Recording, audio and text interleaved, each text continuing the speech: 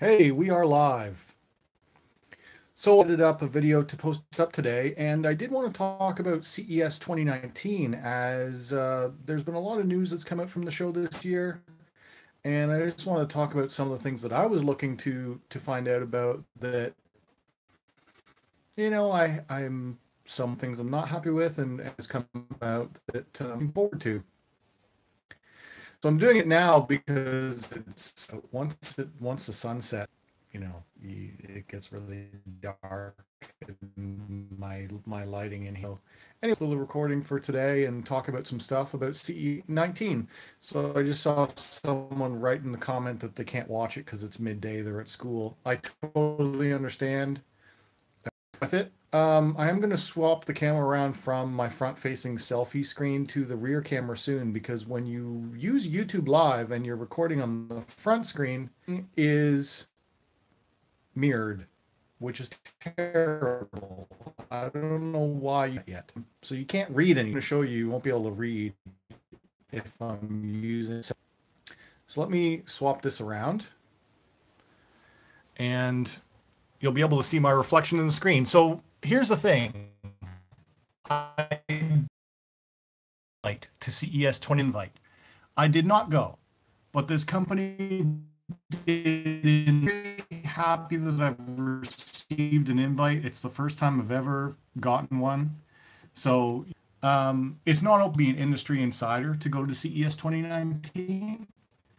I see saying he's going next year. Seriously, let me know ahead of time and maybe plan some Mighty Mounts starting out, and they make phone mounts at CES. That's where they were. So plug to them for sending the invite. I didn't get to go. I could have. Whoa, I'm super shaky. I learned from CES 2019. First of all, AMD, they are going to be coming out with their Ryzen chipsets. They are already at 7mm for their chipsets. Very impressive. For how long is in trouble and they didn't have a very good product, they finally really come out with a really nice CPU with the Ryzen, as well as their new model will be what's coming out next, which is their third generation. It is improvement. There's not too much 10mm production going. Intel always TikTok, so we'll try it. I'm also charging mine. Oh, we're down to 1 bar of LTE.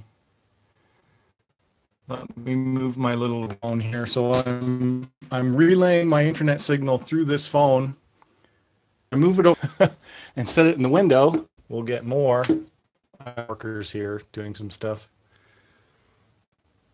Now we're good. Now we've got a good signal, but of 20. So we'll let that upload. That should improve my. Also, you get a live shot of my semi-messy office. We'll just do a story about Intel. So Intel has been stuck at 14nm for 4+ years now. They were really struggling to get next production cycle going. So they're finally going to get that going in Ice Lake. Let me see if they've got a schematic here. But Intel finally demonstrated their next 10nm chips, which should be coming out in 9th gen mobile CPUs, which will coming later this year.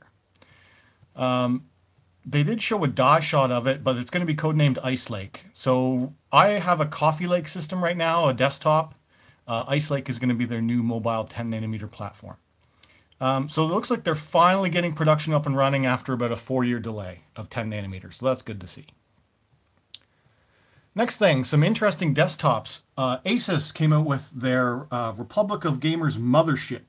Now this is really cool. This is a full desktop with like an RTX 2080 in it, and really cool design in what's basically a big Surface. I'm a big fan of the Microsoft Surfaces. I actually have 2 of them right now. I just bought this one on sale, and I've got my old Surface Pro 3 right here. So the Asus Mothership is a big version of this that they've designed to be a desktop replacement. It is a very powerful machine. So that was kind of a neat thing to see. The other have that same sort of a design as a Surface. The other thing that's new is RTX 2080 chips are going to be trickling down into laptops. So these are the new ray tracing video cards, and they're going to be in laptops by Dell and Asus and a bunch of other gaming rig manufacturers coming later this year. Now, I don't really think that that's a good value proposition. The ray tracing is not really a good value right now. And you know, you might as well just look for a 2050, 2070, or a 1080. Sorry, I'm talking about 10 series right now. If you want a really good budget gaming laptop, there's no real big advantage of going for the ray tracing graphics, because it does really hurt your frame rate just to get the ray tracing. The other new thing that came out in 2019 is that we're going to start to see some laptops with some really high refresh rate monitors, 240 hertz laptop monitors in the HP Omen. And a couple of other manufacturers are going to be making super high refresh rate monitors.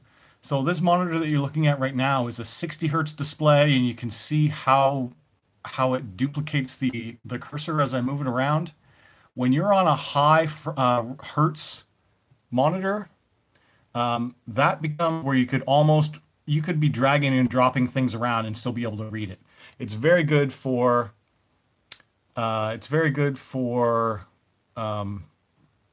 competitive gaming, where a high refresh rate is capped at your monitor. So if let's say you buy one of those 2080 laptops, or if you have a big desktop machine that has a hugely powerful graphics card in it, you are still capped by your display. Like if I had a super high-end video card in this, I would still be capped at 60 frames a second, because this is a 60 hertz display. You can't display more than 60 frames per second. That's what 60 hertz is. So if you get 120, 144, or 240 hertz, suddenly you have a display that can actually show you 2 seconds. That's super cool that that's coming.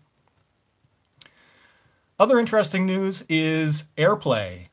So Apple Airplay 2, which launched last year, is now being baked into a bunch of different devices. Airplay 2 is an improvement on Apple's Airplay protocol that came out in 2010. Since Airplay came out, it came out with a pretty big splash in 2010, and then somewhat died off, and Google's Chromecast really took over. Like, I'm thinking about what I use downstairs. Almost any time that I'm going to stream something from a mobile device to my television, I'm using Chrome. I'm using Google's based streaming. Apple's taking a second shot at it with Airplay 2. And the big change is that instead of having to buy their devices, it's going to be baked into a bunch of TVs. So I wonder if my current 2018 TV will get a software update. I wonder if my TV will get a software update to support Airplay 2, because that is being baked into some of the 2019 TVs. This is the first time ever that Apple has added their protocol to non-Apple devices. So that was really cool to see. The other, just last one I want to talk about, I was going to keep this to like a 10-minute stream.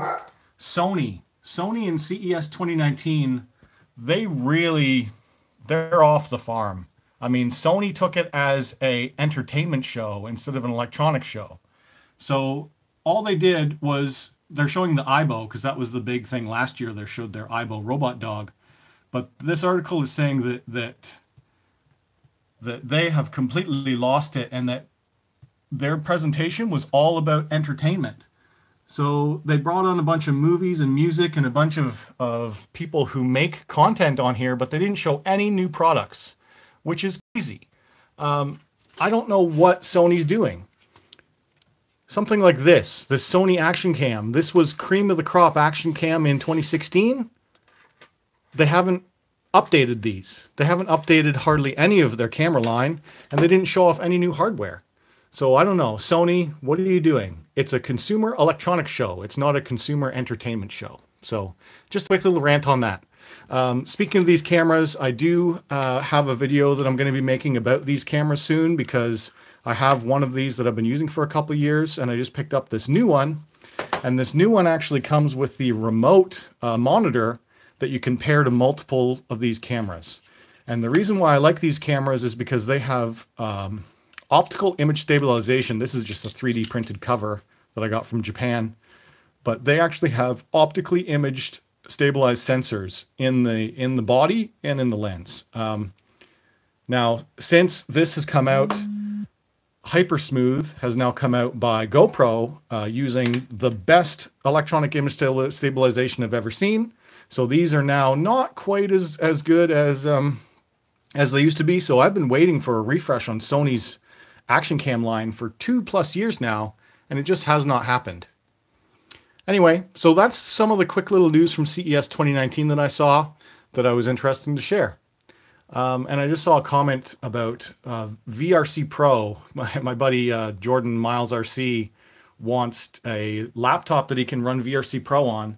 That's why I have this up here. I'm actually downloading facial login, Windows Hello facial login. Let's see if it works. There, it did. Cool.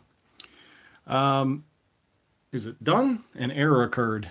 I am downloading VRC Pro onto this laptop right now, and this is a fanless Core i3, and I wanted to see, will it run it? So if this will run VRC Pro, your old laptop will probably run VRC Pro. Anyway, a little bit all over the map there, but I just wanted to give a quick little update on things and news that I saw at CES 2019. So, and this lets me get a video up today, and I'll work on some better ones for the weekend. All right, guys, if you enjoyed this, hit that thumbs up button. And if you want to talk to me, leave a comment down below. And as always, thanks for watching. Bye.